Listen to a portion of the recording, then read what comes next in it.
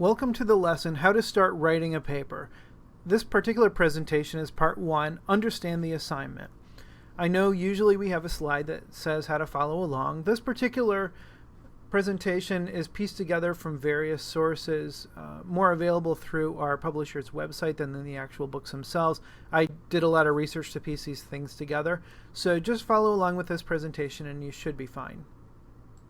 This particular presentation is going to be a little different than some of ours, not just in the fact that we don't have a specific read-along in the book for it, but also because I'm going to provide a lot of information in the slides, and you're going to be able to slow down and pause these and use these.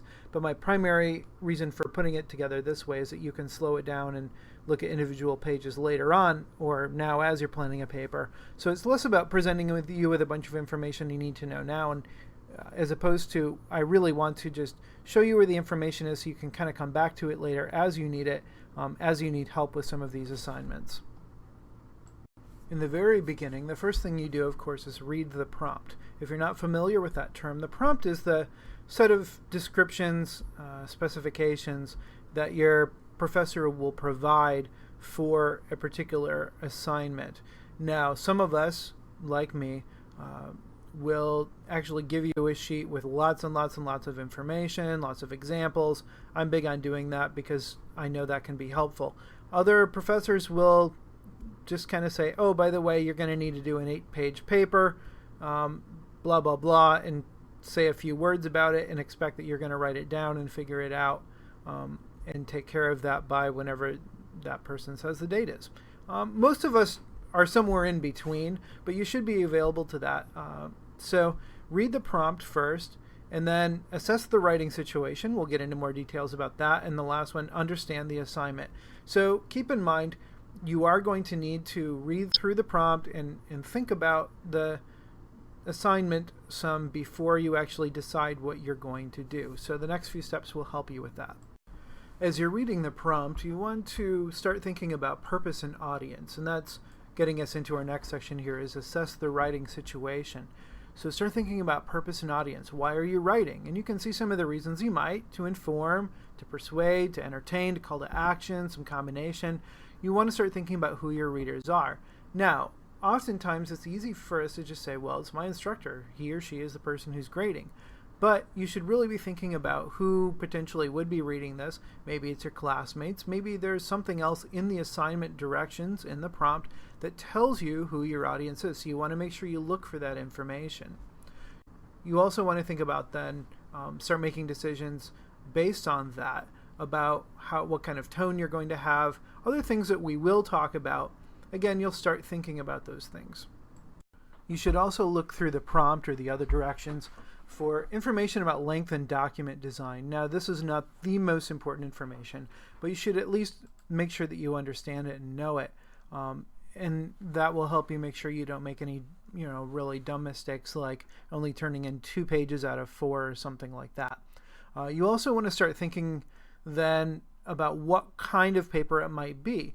And we're going to work with some different types of papers in this class. We obviously are not going to get into every type of thing that you might possibly encounter, but we'll look at a few of those. And again, your book is a really good resource for this too, because they give a lot more types of papers than what we'd ever be able to cover in 1 or even 2 semesters of writing 1 and writing 2. Also look at things like formatting. For the most part, your papers are going to need to follow some type of a format. We'll talk about what those things mean very early in the semester as well. Then, again, look for reviewers and deadlines. Who's going to read this? When do you need to have things turned in? So once we've assessed the writing situation, we'll keep looking through our prompt or set of directions to better determine the purpose of the assignment. And we've talked about this already a little bit, but here's some more specific types of things that you might need to do, some skills, and we will be building all of these skills throughout the semester. You also want to think again about genre, what type of paper it might be. Looking at that little box in front of you, it says many assignments will ask you to answer a how or why question. And keep in mind, how or why does not just involve basic research. It involves you to actually think about and analyze it and use some critical thinking skills. And in college, you're going to be asked to do quite a few things like that. So look for those wordings like how or why and realize, okay, I don't just need facts, but I also need interpretation, and that's going to involve using my head. That's going to take a little bit more time than simply just looking for sources. It says down the bottom, if a list of prompts appears in the assignment, be careful. Instructors rarely expect you to answer all the questions in order. Instead, you want to look for topics, themes, or ideas that will help you ask your own questions. And sometimes in my writing assignments, I'll give different prompts. Sometimes I only want you to look at two or three of them, but not even necessarily in that specific order. Those are just things to make you think, things to help you as a launching point for your own ideas. So make sure that you're looking at assignments and that you're following directions, but you're also not taking it too literally. So let's look at an example of recognizing implied questions.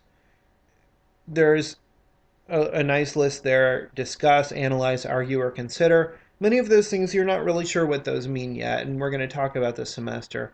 But that often means when you see those that your instructor wants you to answer a how or why question.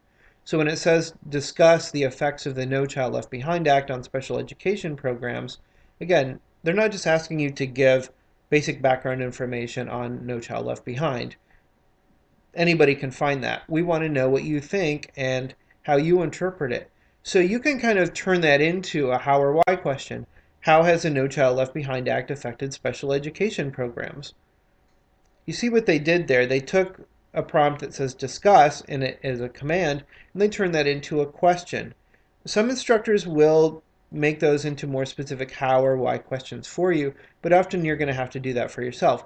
So when it says consider the recent rise of autism diagnoses, you're going to turn that into a question. Why are diagnoses of autism rising? That's a really helpful thing that will really give you a leg up and give you a launching point to start answering the questions and doing what the instructor is asking you to do.